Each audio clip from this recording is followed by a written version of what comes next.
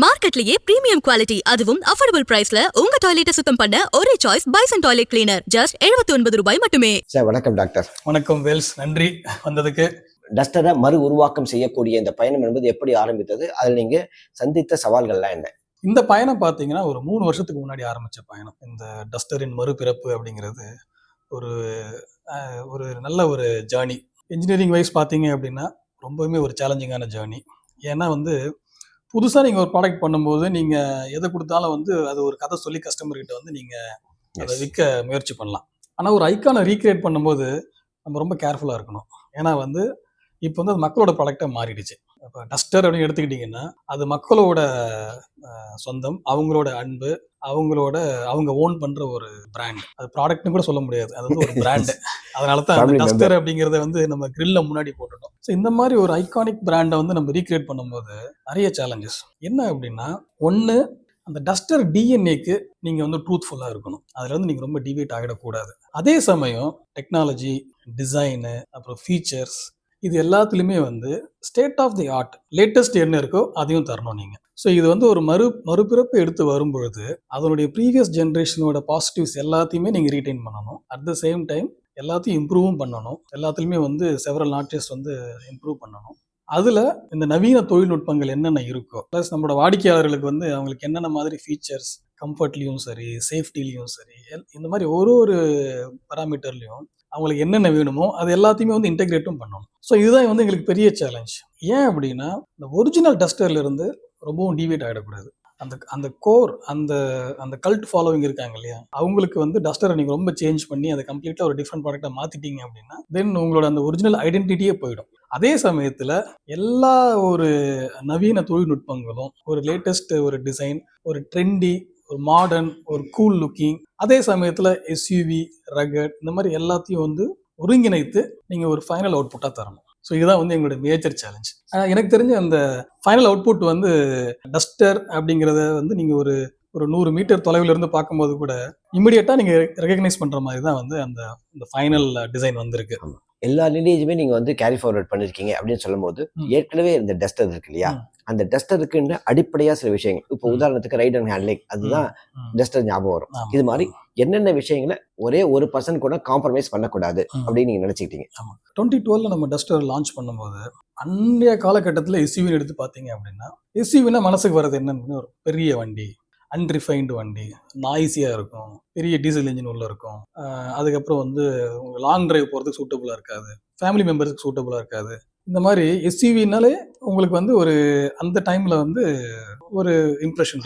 Okay, இந்த எல்லா மித்தையும் break பண்ணி மார்க்கெட்டில் ஒரு டிஸ்ரப்ஷன் கிரியேட் பண்ண வண்டி தான் டஸ்டர். அது எப்படி பண்ணுச்சுன்னு பார்த்தீங்கன்னா, உங்களுக்கு ஒரு கம்ஃபர்டபுள் ரைடு, லாங் டிரைவ் போகிறதுக்கு டிரைவ் கம்ஃபர்ட், அதே சமயத்தில் நல்ல ஒரு ஹேண்ட்லிங், உங்களுக்கு பாடி ரோல், உங்களோட ரோல், பிச் எல்லாமே பார்த்தீங்கன்னா ரொம்ப அட்டகாசமான ஒரு பாடி கண்ட்ரோல் அந்த வண்டியில் கொடுத்துச்சு. அப்புறம் நல்ல ஒரு ப்ரிசைஸ் ஸ்டியரிங். இந்த மாதிரி பெஸ்ட் ஆஃப் மல்டிபிள் வேர்ல்ட்ஸை ஒரே வண்டியில் கொண்டு வந்து தான் டஸ்டர். அதனால தான் டஸ்டர் ஒரு ஐக்கானாக மாறிச்சு. ஸோ இந்த ஃபண்டமெண்டல் எலிமெண்ட்ஸை காம்ப்ரமைஸ் பண்ணவே கூடாது. இது எல்லாத்தையும் நாங்கள் ரீட்டைன் பண்ணுறது மட்டும் இல்லை, இந்த எல்லா எலிமெண்ட்டையும் எப்படி இன்னொரு ஸ்டெப் எடுத்துகிட்டு போகிறது தான் எங்களோட, அதுதான் ஃபண்டமெண்டல், அதுதான் அந்த டஸ்டரோட டிஎன்ஏ. அதை அப்படியே ரீட்டைன் பண்ணிக்கிட்டு அதை ஃபர்தராக ஸ்ட்ரென்தன் பண்ணும். அதை ஸ்ட்ரென்தன் பண்ணுறதுக்கு தான் அந்த ரேசிங் ட்ராக்கு போனோம் நாங்கள், மெட்ராஸ் இன்டர்நேஷ்னல் சர்க்கியூட். அது எதுக்கு அப்படின்னா, நார்மல் ட்ராக்கில் நீங்கள் என்ன தான் டஸ்டரை புஷ் பண்ணாலும் full potential of the car உங்களால் எக்ஸ்ப்ளோர் பண்ணவே முடியல. Okay, actually car was better then the track. So நீங்கள் இந்த வண்டியோட ஃபுல் பொட்டன்ஷியல் உங்களால் அண்டர்ஸ்டாண்ட் பண்ணி அதை ஃபர்தராக டியூன் பண்ணவே முடியல. அதனால தான் ரேசிங் ட்ராக் எடுத்துகிட்டு போயிட்டு அதை ரேசிங் ட்ராக் போனதுக்கு இன்னொரு ரீசன் என்னென்னா, டஸ்டர் எப்போவுமே ஒரு டிரைவரோட எப்போவுமே ஒரு கனெக்டட் ஒரு இன்ட்ராக்ஷன்லேயே இருக்கக்கூடிய வண்டி. ஏன்னா அந்த ரேசிங்கில் ஃபண்டமெண்டலி அதுதான். நீங்கள் ஸ்டேரிங்லேயும் சரி, பெடல்லையும் சரி, என்ஜின்லேருந்து வர நாய்ஸ்லேருந்தும் சரி, அந்த feedback, the way you communicate with the car, the way the car is communicating back to you, very very important in racing. இந்த எலிமெண்ட்டை தான் இந்த டஸ்டரில் இக்னைட் பண்ணியிருக்கும். ஸோ அந்த கோரை ரீட்டைன் பண்ணிக்கிட்டு ஃபர்தராக அந்த ரேசிங் டிஎன்ஏ ஃபர்தராக கொஞ்சம் எலிவேட் பண்ணி உங்களுக்கு ஓவரால் அஸ் அ பேக்கேஜாக பார்க்கும்போது ride, handling, stability, fun to drive, ease of driving, இந்த எல்லா எலிமெண்ட்லையும் பார்க்கும்போது இது ஒரு டாப் நாச், ஒரு அட்டகாசமான பேக்கேஜாக எடுத்துகிட்டு வந்துருக்கும். இது இன்ஃபேக்ட் டஸ்டரையும் செக்மெண்ட்டில் இருக்கிற எல்லா பெஸ்ட் பெஞ்ச் மார்க்கையும் ஒன்றா வச்சு தேர்ட் பார்ட்டி ஒரு நியூட்ரல் ஏஜென்சி இடியாடா கிட்ட கொடுத்து மெஷர் பண்ணி அந்த ரிப்போர்ட்டை நாங்கள் வாங்கி வச்சுருக்கோம். என்ன அப்படின்னா இந்த செக்மெண்ட்டில் வெஹிக்கிள் டைனமிக்ஸில் Duster is the best in the segment car. What are the parameters? Parameters வந்து 4 பேராமீட்டர்ஸில் அவங்க எவாலுவேட் பண்ணுவாங்க. ஒன்று வந்து ரைட் கம்ஃபர்ட், ரெண்டாவது வந்து ஃபன் டு டிரைவ், மூணாவது வந்து ஹேண்ட்லிங் அண்ட் ஸ்டெபிலிட்டி, நாலாவது பார்த்தீங்கன்னா ஈஸ் ஆஃப் டிரைவிங். 4 பேராமீட்டர்லேருந்து தான் வந்து ஒரு கார் எவாலுவேட் செய்யப்படுது. ஸோ இந்த காம்படிட்டர்ஸ் வர்சஸ் டஸ்டர் அப்படின்னு பார்க்கும்போது இந்த 4 பேராமீட்டர்லுமே இட்ஸ் வந்து அந்த 4 பேராமீட்டர்லையும் தனித்தனியாக ஸ்கோர் போட்டு ஒரு ஓவரால் ரேட்டிங்கும் கொடுப்பாங்க. இந்த ஓவரால் ரேட்டிங் எடுத்து பார்த்தீங்கன்னா இந்த பெஸ்ட் செல்லிங் பெஞ்ச் மார்க் இந்த செக்மெண்ட்டும் சரி, இந்த ரீசென்ட்லி லான்ச்டு பெஞ்ச் மார்க் இந்த செக்மெண்ட்லையும் சரி, மார்க்கெட் லீடரும் சரி, நம்பர் 2 நம்பர் 3 எல்லா வண்டியும் எடுத்து பெஞ்ச் மார்க் பண்ணி அங்கே வந்து இதில் நாங்கள் இன்வால்வ் ஆகவே இல்லை. நாங்கள் வந்து ஃபுல்லாக கான்ட்ராக்டை கொடுத்துட்டோம், நீங்களே செக் பண்ணி சொல்லுங்க அப்படின்ட்டு. ஏன்னா எங்களுக்கே தெரியணும், ஏன்னா நாங்கள் ரொம்பவும் வந்து ஒரு டைரக்ஷனில் புஷ் பண்ணி இன்னொருத்த கோட்டை விட்டுறக்கூடாது இல்லையா. ரொம்ப நான் ஸ்போர்ட்டி ஹேண்ட்லிங் தரேன்னு சொல்லிட்டு ரைடை நான் கோட்டை விட்டுறக்கூடாது. அதனால வந்து ஃபைனலாக வந்து இது வந்து அவுட்புட் எப்படி இருக்குன்னு சொல்லிட்டு இது பண்ணி அந்த ரிப்போர்ட் வாங்கி பார்க்கும்போது நானே வந்து ரொம்ப ஆச்சரியப்பட்டேன். இப்போ இந்த அளவுக்கு வந்து இடியாடா வந்து மற்ற காம்படிட்டர்ஸோட இது எல்லா இந்த பேராமீட்டர்ஸ்லையும் நம்பர் 1 சொல்லுதுன்னா, ஆமாம். ஸோ இந்த காருக்குள்ள என்ன நீங்கள் பண்ணியிருக்கீங்க இந்த இன்ஜினியரிங் டேர்ம்ஸில்? ஸோ இது பார்த்தீங்கன்னா அந்த RGM பிளாட்ஃபார்ம் அப்படின்னு சொல்லிட்டு நேற்று நான் ப்ரெசென்ட் பண்ணேன் இல்லைங்களா, அது வந்து ஒரு குளோபல் பிளாட்ஃபார்ம். அந்த குளோபல் பிளாட்ஃபார்ம் வந்து ஆல்ரெடி உங்களுக்கு டாட்சியா பிராண்ட், ரெனோ பிராண்ட் யூரோப்பில் யூஸ் பண்ணிட்டு இருக்கிற பிராண்ட் அந்த பிளாட்ஃபார்ம். ஸோ அந்த பிளாட்ஃபார்மோட அகெயின் அந்த ஃபண்டமெண்டல்ஸை எடுத்து 90% இந்தியாவுக்கு ஏற்ற மாதிரி அதை மறுபடியும் வந்து வடிவமைப்பு செய்து அந்த எலிமெண்ட்ஸ் நம்மளோட இன்ஜினியர்ஸோட மைண்டையும் வந்து ஃபுல்லாக அதை இன்டெகிரேட் பண்ணி எடுத்துகிட்டு வந்திருக்கிறது தான் இந்தியாவோட டஸ்டரோட அந்த பிளாட்ஃபார்ம் ஆர்கிடெக்சர். இதில் இன்னொரு ஸ்பெஷாலிட்டி என்ன அப்படின்னு பார்த்தீங்கன்னா, ரியரில் வந்து நமக்கு ட்விஸ்ட் பீம் சஸ்பென்ஷன் ஆர்கிடெக்சர் இருக்கு.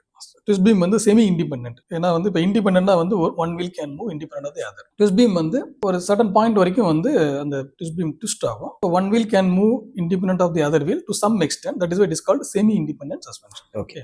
ஸோ வழக்கமான ட்விஸ்ட் பீம் சஸ்பென்ஷனில் பார்த்தீங்க அப்படின்னா எப்போவுமே ரைடும் ஹேண்ட்லிங்கும் வந்து ஒரு ட்ரேட் ஆஃப்லேயே இருக்கும். ஒரு பியாண்ட் அ பாயிண்ட் நீங்கள் ரைடை ஃபோக்கஸ் பண்ணிங்கன்னா ஹேண்ட்லிங்கை விட்டுருவீங்க, ஹேண்ட்லிங்கை ஃபோக்கஸ் பண்ணால் ரைடை விட்டுருவீங்க, வைஸா வர்சா. இந்த சஸ்பென்ஷனில் பார்த்தீங்கன்னா இந்த ட்விஸ்ட் பீமில் அடிஷனலாக ஒரு ஸ்டெபிலைசர் பார் இன்டெகிரேட் பண்ணிடும். இது வந்து ரொம்ப யூனிக், நார்மல் ஆர்கிடெக்சர் இப்படி இருக்காது. ஸோ இந்த ஸ்டெபிலைசர் பார் இன்டெகிரேட் பண்ணுறதுனால நான் வந்து அதை வந்து நிக் நேம் கொடுத்துருக்கேன் சூப்பர் ட்விஸ்ட் பீம் அப்படின்னு சொல்லிட்டு. ஸோ இதனால என்ன ஆகுது அப்படின்னா நீங்கள் வந்து 2 பேராமீட்டர்லையுமே வந்து அதை புஷ் பண்ண முடியுது. ஒரு டைரக்ஷனில் ரைடும் புஷ் பண்ண முடியுது, இன்னொரு டைரக்ஷனில் ஹேண்ட்லிங்கும் புஷ் பண்ண முடியுது. இது வந்து ஒரு பெரிய major break through rear suspension technology. ஏன்னா வந்து ரியர் சஸ்பென்ஷன் தான் வந்து உங்களோட நீங்கள் ரொம்ப ஒரு ஃபாஸ்ட்டாக வந்து ஸ்டீரிங் இன்புட் தரும்போது உங்களுக்கு அந்த ஃபிஷ் டெயில் ஆகக்கூடாது. ஓவர் ஸ்டேர் ஆச்சுன்னா வண்டி போச்சு. ஏன்னா வந்து you're losing the direction control of the car. Even 0.1 degree slip angle of the rear tyre can lead into an accident. So அதனால் காரை டியூன் பண்ணும்போது நீங்கள் வந்து எக்ஸ்ட்ரீம்லி கேர்ஃபுல்லாக இருக்கணும். கார் வந்து always understeer or at the maximum neutral steer, should never become oversteer. So இது வந்து ஹேண்ட்லிங்கோட requirement. At the same time நீங்கள் அது ரொம்ப அந்த ட்விஸ்ட் பீம் வந்து பாடியோட 2 புஷ்ல அட்டாச் ஆகிருக்கும். அந்த புஷ்ஷை வந்து நீங்கள் ரொம்ப சாஃப்டாக பண்ணிட்டீங்க அப்படின்னா உங்களுக்கு ரைடு கிடைக்கும். பட் நீங்கள் இன்புட் கொடுக்கும்போது லேட்டரல் ஆக்சலரேஷன் வண்டியில் வரும்போது அந்த கம்ப்ளீட் ட்விஸ்ட் பீமே வந்து ஸ்வே ஆக ஆரம்பிச்சிடும். தென் உங்களுக்கு ஹேண்ட்லிங் போயிடும். ஸோ அந்த கண்டிஷனில் தான் வந்து இந்த ஸ்டெபிலைசர் பார் வந்து நமக்கு ஹெல்ப் பண்ணும். ஸோ இது வந்து ஒரு unique architecture of Renault which is helping us to get both ride as well as handling. மூணாவது வந்து பார்த்தீங்கன்னா ஓவராலாகவே டியூனிங், அந்த ஃபிலாசபி ஆஃப் த டியூனிங்கே பார்த்தீங்கன்னா it is coming from the racing track. ஏன் அப்படின்னா டஸ்டர்னு சொல்லும்போது உங்களுக்கு வந்து drive should be very engaging for the driver. It should be energetic, it should be inspiring confidence and there should be always a 2-way communication between the driver and the car. To an extent நீங்கள் வந்து tyre to ground என்ன நடக்குது அப்படிங்கிறத ஸ்டேரிங்கில் feel பண்ணணும். அதுதான் feedback.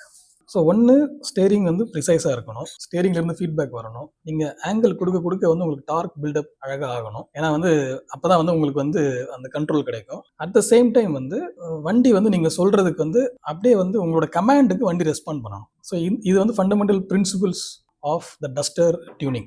இதில் வந்து முதல்ல இருந்து ரொம்ப ஃபோக்கஸ்டாக இருந்தோம். அதனால தான் இந்த மெட்ராஸ் இன்டர்நேஷ்னல் சர்க்கியூட்டில் நான் பசங்கள்லாம் காலைல வண்டி எடுத்து போயிடுவாங்க. போயிட்டு ஃபுல்லாக ஈவன் டயர் டியூனிங்குமே வந்து பல முறை அங்கே போய், ஏன்னா டயர் வந்து it plays a huge role in the overall final output of the vehicle dynamics. நீங்கள் டயரை ரொம்ப ஸ்டிஃபாக போட்டுட்டீங்க அப்படின்னா ரைட் கம்ஃபர்ட் வரும். அதே மாதிரி ரொம்ப ஃப்ளெக்சிபிளாக போயிட்டீங்க நீங்கள் அந்த கார்னரிங் ஸ்டிஃப்னஸ் சொல்லுவாங்க. கார்னரிங் ஸ்டிஃப்னஸ் என்ன அப்படின்னா நீங்கள் ஸ்டேரிங் இன்புட் கொடுக்கும்போது லேட்டரல் ஆக்சலரேஷன் டெவலப் ஆகும். அந்த கிவன் லேட்டரல் ஆக்சலரேஷனுக்கு டயர் வந்து எவ்வளோ ஸ்லிப் ஆகுது அப்படிங்கிறது வந்து கார்னரிங் ஸ்டிஃப்னஸ். ஸ்லிப் ஆங்கிள் வந்து it's nothing but the difference between where the car is heading versus where the car is actually going. You are looking in this direction but you are going like this அப்படின்னா the difference is the slip angle. அது வந்து ஒரு one of the most fundamental element of the tire and the car that is defining the vehicle dynamics as an output. இது பண்றதுக்கு மட்டுமே racing ட்ராக்ல பல மாதங்கள் இன்ஃபேக்ட் பல வருடங்கள் வந்து எங்களோட இன்ஜினியர்ஸ் ரொம்ப கஷ்டப்பட்டாங்க. ஏன்னா அந்த ஃபைனல் அவுட்புட் நீங்கள் டிரைவ் பண்ணும்போது யூ ஹவ் டு, அதாவது அந்த வண்டியில் வந்து ஃபுல்லாக கேமஃப்ளாஜ் ஓட்டிட்டு இது என்ன வண்டினே சொல்லாமல் வண்டி உங்ககிட்ட கொடுத்தேன் அப்படின்னா நீங்கள் டிரைவ் பண்ணிட்டு as it feels like a டஸ்டர்னு சொல்லணும். அதுதான் வந்து எங்களோட வெற்றி. அந்த எலிமெண்ட்டை ஃபைனலாக அவுட்புட் வந்து டஸ்டரில் எடுத்துகிட்டு வந்திருக்கும். நீங்கள் டிரைவ் பண்ணும்போது நான் சொல்கிறது எல்லாமே வந்து நீங்கள் ரீவைண்ட் பண்ணி பாருங்கள், உங்களுக்கு கரெக்டாக மேட்ச் ஆகும். எக்ஸ்பிளனேஷன் வந்து ஒரு லெவல் வரைக்கும் தான் வந்து உதவும், அதுக்கு மேலே எக்ஸ்பீரியன்ஸ். இப்போ ஆக்சுவலாக 3 டைப் ஆஃப் இன்ஜின்ஸ் வந்துருக்குன்னும் போது ஏற்கனவே இந்த இன்ஜினுக்கும் இருக்கக்கூடிய டிஃப்ரென்ஸ் என்னவா இருக்கும்? இல்லை, நீங்கள் ஏற்கனவே இருக்கிற என்ஜின்ஸ்க்கும் இதுக்கும் டிஃப்ரென்ஸே பார்க்கக்கூடாது. ஏன்னா இது வந்து completely new lineup of powertrain. So இங்கே வந்து எங்களோட ஸ்ட்ராட்டஜி ரொம்ப கிளியர். என்ஜின் வந்து எப்போவுமே modern and futuristic, of course powerful, and it is aligning to the Duster brand image, அந்த மக்களோட அந்த drivability requirements of the Duster. So இதுக்கு தான் வந்து பார்த்தீங்கன்னா mainstay of the engine அப்படின்னு பார்த்தீங்கன்னா டர்போ 160. ஸோ இதில் வந்து 3 சிறப்பம்சங்கள். ஒன்று, again Renault is the first brand to introduce turbo into the racing. So அதனால் வந்து அந்த டெக்னாலஜியில் ரெனோவோட எக்ஸ்பீரியன்ஸ், ரெனோவோட அந்த அண்டர்ஸ்டாண்டிங், அந்த தொழில்நுட்பத்தோட நுணுக்கங்கள் எல்லாமே ரொம்பவுமே வந்து டீப்பாக அண்டர்ஸ்டாண்ட் பண்ணி அதை எல்லாத்தையும் யூஸ் பண்ணி அந்த டர்போ டெக்னாலஜியை வந்து அதோட லிமிட்டுக்கு புஷ் பண்ணியிருக்கோம். ரெண்டாவது ஜிடிஐ டெக்னாலஜி. நீங்கள் மேனிஃபோல்டில் வந்து நீங்கள் இன்ஜெக்ட் பண்ணீங்கன்னா அந்த ஃபியூல் வந்து அங்கேயே எவாபரேட் ஆச்சு அப்படின்னா it is displacing that much amount of air. So you lose the power. Even if it is not evaporating also that liquid goes inside and then finally when you are compressing the amount of charge you end up is lesser than a GDI. GDI என்ன பண்றீங்க, நீங்க ஃபுல்லா ஏரை மட்டும் நீங்க chuck பண்ணிட்டு நீங்க அந்த வால்யூமை ட்ராப் பண்ணிடுறீங்க. ட்ராப் பண்ணிட்டு அதுக்கப்புறம் தான் கம்ப்ரஸ் பண்றீங்க. இன் comparison to that in MPFI நீங்க மேனிஃபோல்ட்ல இருந்து நீங்க சக்ஷன் ஸ்ட்ரோக்ல நீங்க ஏரை உள்ள எடுக்கும்போது நீங்க ஃபியூல் இன்ஜெக்ட் பண்ணும்போது அந்த ஃபியூலுக்கு ஈக்குவலண்டான ஏர் வந்து இட் கெட்ஸ் டிஸ்பிளேஸ்ட். ஸோ உங்களோட வால்யூமெட்ரிக் எஃபிஷியன்சி இந்த ஃபார்ம் ஆஃப் பியூர் ஏர்னு பார்க்கும்போது ஜிடிஐல அதிகமாக இருக்கும். ரெண்டாவது பெனிஃபிட் ஜிடிஐ வந்து ஏன் வந்து பெட்டர்னு பார்த்தீங்க அப்படின்னா, நீங்கள் கம்ப்ரஸ் பண்ணிட்டு அந்த ஃபியூலை இன்ஜெக்ட் பண்ணுறீங்க இல்லைங்களா, அந்த ஃபியூலோட அந்த லேட்டன் ஹீட் ஆஃப் எவாபரேஷனை வந்து ஏர்லேருந்து எடுத்துக்கும். ஸோ உங்களோட அந்த சார்ஜோட டெம்பரேச்சர் வந்து கம்மியாக இருக்கும். உங்களுக்கு சார்ஜோட டெம்பரேச்சர் கம்மியாக இருக்கும்போது நாக்கிங் வந்து ப்ரிவென்ட் ஆகும். ஸோ இதுதான் வந்து அந்த ஜிடிஐயோட மெயின் அட்வான்டேஜ். இது வந்து ஒரு நீங்கள் நிறைய புக்கு படிக்கலாம். ஃபைனலாக வந்து இந்த 2 அட்வான்டேஜ். ஒன்று, நீங்கள் வந்து பியூர் ஏரை சக் பண்ணி நீங்கள் ட்ராப் பண்ணுறதுனால வால்யூமெட்ரிக் எஃபிஷியன்சி அதிகமாகுது. ரெண்டாவது, நீங்கள் கம்ப்ரஸ் பண்ணும்போது anyways the air will get heated அப். அந்த ஹீட்டட் ஏரில் நீங்கள் ஜிடி இன்ஜெக்ட் பண்ணும்போது அந்த எவாபரேஷனோட ஹீட்டை அந்த கம்ப்ரஸ்ட் ஏர்லேருந்து எடுத்துக்கிறதுனால total your charge becomes cooler. அதனால நீங்கள் வந்து without knocking you are able to produce a higher power. So இந்த ஜிடிஐ டெக்னாலஜி வந்து எந்த ஒரு என்ஜினோட ஜிடிஐ டெக்னாலஜியும் வந்து இதுதான் வந்து அதோட ஃபண்டமெண்டல்ஸ். ஸோ பட் இந்த டெக்னாலஜி வந்து மேக்ஸிமம் என்ன பொட்டன்ஷியல் இதுலேருந்து எடுக்க முடியுமோ அதை வந்து எக்ஸ்ட்ராக்ட் பண்ணும். இது வந்து ரெண்டாவது. ஒன்று டர்போ சார்ஜிங், ரெண்டாவது ஜிடிஐ டெக்னாலஜி. மூணாவது நான் சொன்னபடி நம்மளோட பவர் கிளைட் டெக்னாலஜி. அது வந்து combination of spray coating and mirror polish honing. நீங்கள் கன்வென்ஷனலாக பார்த்தீங்கன்னா உங்களுக்கு காஸ்ட் அயர்ன் லைனர் அலுமினியம் பிளாக்ல வந்து ஷ்ரிங்க் ஃபிட் பண்ணுவாங்க. இந்த அலுமினியம் பிளாக் வந்து ஒரு 200 டிகிரி கிட்ட வந்து நீங்கள் ஹீட் பண்ணிட்டீங்கன்னா அந்த போர் எக்ஸ்பாண்ட் ஆகிடும். அப்புறம் இந்த காஸ்ட் அயர்ன் லைனர் உள்ள போட்டிங்கன்னா அது வந்து ஷ்ரிங்க் ஆகி அந்த இன்டர்ஃபரன்ஸ் ஃபிட் வந்துடும். அதுக்கப்புறம் வந்து நீங்கள் அந்த ஃபினிஷ் போரிங் பண்ணிட்டு ஹோனிங் பண்ணிட்டு இந்த block is ready for usage. அப்புறம் டாப் ஃபேஸ் வந்து ஒரு ஃபைனல் மில்லிங்கும் பண்ணிடுவாங்க. ஓகே, ஏன்னா அந்த காஸ்ட் அயர்ன் டு அலுமினியம் அந்த லெவல் டிஃபரன்ஸ் மைக்ரான்ஸ்ல கூட வந்து அலோவ் பண்ணக்கூடாது ஆக்சுவலாக. ஸோ அது வந்து ஃபைனல் மில்லிங் பண்ணிட்டு இது is block. Conventional technology nothing wrong. Spray coating technology என்னன்னா வந்து முதல்ல அந்த அலுமினியம் பேரண்ட் போரை வந்து ப்ரிப்பேர் பண்ணிட்டு அதில் வந்து அந்த வயர், அதாவது பேட்டன்டட் மெட்டீரியல் அண்ட் டெக்னாலஜி, வயரை மெல்ட் பண்ணி இந்த மோல்டன் கண்டிஷனில் வந்து ஏரை வச்சு வந்து ஸ்ப்ரே பண்ணும். அது போய் அந்த பிளாக்ல அடிக்கும்போது அது வந்து கூலாகி சொலிடிஃபை ஆகிடும், அது ஒட்டிக்கும் பிளாக்கோட. ஸோ இந்த ப்ராசஸ்லேயே வந்து 360 டிகிரி வந்து ஸ்ப்ரே பண்ணிகிட்டே வரும். So not only 360 degree but across the length of the liner. So ஃபைனலாக வந்து உங்களுக்கு அந்த போர் வந்து கம்ப்ளீட்டாக இந்த ஸ்ப்ரே பண்ண மெட்டீரியலில் வந்து உங்களுக்கு ப்ரிப்பேர் ஆகிடும். அதுக்கப்புறம் நீங்கள் வந்து அதை ஹோன் பண்ணுவீங்க. இதில் என்ன அட்வான்டேஜ் அப்படின்னா, நீங்கள் ஸ்ப்ரே பண்ணும்போது உங்களுக்கு சர்ஃபேஸ் ஈவனாக இருக்காது. There will be peaks and valleys. நீங்கள் ஹோன் பண்ணும்போது அந்த பீக்ஸ் எல்லாம் ரிமூவ் பண்ணிவிடுவீங்க. பட் அந்த வேலி வந்து ஸ்டில் இருக்கும். அந்த வேலி is nothing but oil reservoir. So நீங்கள் இந்த ரெகுலர் ஹோனிங்கில் இந்த ஹெலிக்கல் அந்த ஹேட்ச் லைன்ஸ் வச்சு நீங்கள் ஆயில் ரிட்டைன் பண்ணணும்னு அவசியம் கிடையாது. ஓகே, அந்த ஹேட்ச் லைன்ஸ் வந்து பார்த்தீங்கன்னா it will lead to higher friction. இதில் வந்து பார்த்தீங்கன்னா அந்த ஹேட்ச் லைன்ஸ் கிரியேட் பண்ண மாட்டோம். அதான் மிரர் பாலிஷ் ஹோனிங்னு சொல்கிறது. ஓகே, அப்படியே வந்து பாலிஷ் மிரர் மாதிரி வந்து அதை ஹோன் பண்ணிட்டு போகும்போது ஃபைனலாக எங்கெங்கெல்லாம் அந்த வேல்யூ இருந்துச்சோ அதெல்லாம் வந்து ரீட்டைன் ஆகிருக்கும். That acts as oil reservoir. இதில் என்ன உங்களுக்கு வந்து இம்பார்ட்டன்ட் பார்த்தீங்கன்னா, உங்களோட ப்ராசஸ் ஸ்டேபிள் அண்ட் கன்சிஸ்டண்ட்டாக இல்லை அப்படின்னா you will end up creating more number of pockets. அப்போ ஆயில் கன்சம்ஷன் அதிகமாகிடும். இல்லை நீங்கள் வந்து உங்களோட வேல்யூஸ் வந்து டெப்த் கம்மியாக இருக்குன்னா ஹோனிங் பண்ணதுக்கப்புறம் எல்லாமே போயிடும். அப்புறம் ஆயில் ரிசர்வாயரே இருக்காது. அப்புறம் உங்களுக்கு என்ஜின் சீஸ் ஆகிடும். ஸோ இதுதான் வந்து அதனால தான் நிறைய ஓஎம்ஸ் இது பண்ணுறது. நிறைய ஓஎம்ஸ் ஏன் அதை பண்ணுறது இல்லை அப்படின்னா, இது வந்து போர் ப்ரிப்பரேஷன், அந்த ஸ்ப்ரே பண்ணுறது, அதுக்கப்புறம் வந்து இந்த ஃபைன் போரிங் பண்ணிட்டு ஃபைனலாக இந்த ஹோனிங் பண்ணுறது, இந்த என்டையர் செட்டப் ப்ராசஸே டிஃப்ரெண்ட். ஒன்று இன்வெஸ்ட்மெண்ட், ரெண்டாவது mastering this technology is very important. மூணாவது நீங்கள் ப்ரொடக்ஷன் பண்ணிடலாம், பட் பண்ணதுக்கப்புறம் அதோட consistency across hundreds of thousands of engines அது ரொம்ப கஷ்டம். ஆனால் இதெல்லாம் பண்ணுறதுனால தான் நம்மளால் வந்து இதை புஷ் பண்ண முடியுது. அந்த 280 நியூட்டன் மீட்டர் 163 PS இந்த அளவுக்கு வந்து ஒரு state of the art turbo GDI பண்ணுறது. இந்த டெக்னாலஜி 3 டெக்னாலஜி வந்து கம்பைன் பண்ணி turbocharging, GDI and power glide. ஏன்னா பவர் கிளைடுன்னா வந்து 2 அர்த்தம் இருக்குது அதில். ஒன்று அதிகமான பவரை தருது. கிளைடு அப்படிங்கிறது எதை மீன் பண்ணுதுன்னா, pistons are simply gliding without any friction ரிடக்ஷனை மீன் பண்ணுது அது. ஓகே, அதனால தான் அந்த பவர் கிளைடு வந்து நான் ஒரு செல்ல பெயர் அது கொடுத்துருக்கேன். ஓகே, சூப்பர் ட்விஸ்ட் பீம் மாதிரி இது பவர் கிளைடு. ஏன்னா வந்து ஈஸி டு ரிமெம்பர். ஸோ இது வந்து இப்போ இது வரைக்கும் நான் சொன்னது எல்லாமே வந்து பார்த்தீங்கன்னா நம்மளோட மெயின் ஸ்டே என்ஜின். ஸோ அது வந்து டர்போ 160. ஸோ இது வந்து மெயின் ஸ்ட்ரீமை வச்சுக்கிட்டு நாங்கள் 2 எக்ஸ்ட்ரீமும் வந்து அட்ரஸ் பண்ணோம். இந்த பக்கம் பார்த்தீங்கன்னா நம்மளோட ஸ்ட்ராங் ஹைப்ரிட் டெக்னாலஜி. இது வந்து உலகத்திலேயே வந்து one of the best hybrid technology. இந்தியாவில் for sure the most advanced. நீங்கள் எதை எடுத்தாலும் சரி, engine capacity 1.8 litre. Again it is a GDI engine. Transmission 8 speed transmission. Again it is coming from the racing heritage. மூணாவது system operating வோல்டேஜும் பார்த்தீங்கன்னா கிட்டத்தட்ட 260 volt. Depending upon battery state of charge. Battery ஃபுல்லாக charge ஆயிருந்துச்சுன்னா 270 volt வரைக்கும் கூட போகும். அதே மாதிரி பேட்டரி டிஸ்சார்ஜ் ஆகும்போது 245 வரைக்கும் போகும். நீங்கள் ஆவரேஜாக ஒரு 260 வரைக்கும் எடுத்துக்கோங்க. அதுக்கப்புறம் பேட்டரி சைஸும் பார்த்தீங்கன்னா almost double as that of competition.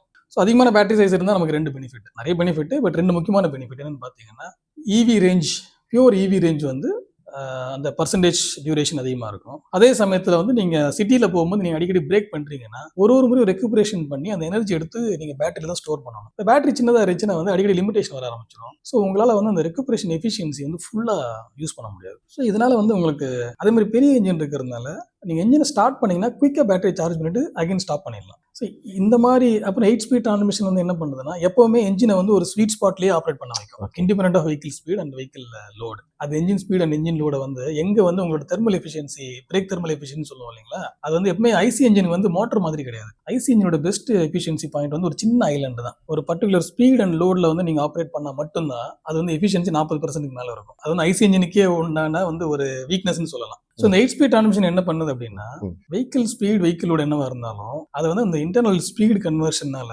Engine எப்பவுமே வந்து ஒரு ஸ்வீட் ஸ்பாட்ல வந்து ஆப்ரேட் பண்ண வைக்கும். ஸோ எல்லாத்தையும் கம்பைன் பண்ணி பார்க்கும்போது கஸ்டமருக்கு என்ன பெனிஃபிட்னு பார்த்தீங்க அப்படின்னா, உங்களுக்கு ஃபியூல் எக்கானமி, பர்ஃபார்மன்ஸ், அதுக்கப்புறம் பார்த்தீங்கன்னா பியூர் EV மோட்ல நீங்க ஸ்பெண்ட் பண்ற டைம், இது எல்லாமே வந்து பெஸ்ட் இன் கிளாஸ். இதுவும் வந்து எல்லா காம்படிஷனோட ஸ்டேட் ஆஃப் தி ஆர்ட் இந்தியாவில் அவைலபிளா இருக்கிற எல்லா ஹைபிரிடோ டெஸ்ட் பண்ணி பார்த்துட்டோம். City, highway, mixed cycle. So ரெனோவோட ஹைபிரிட் வந்து பயங்கரமாவே பர்ஃபார்ம் பண்ணுது. இப்போ இது வந்து கூகுள்ல ஒரு புது விஷயங்கள் நீங்க வந்திருக்கிறதுனால the way in which we are going to use the car will be a different experience ன்னு நினைக்கிறேன். ஒன்றும் இல்லை, இப்போ நான் காலையில் வரும்போது டஸ்டரில் தான் வந்தேன்.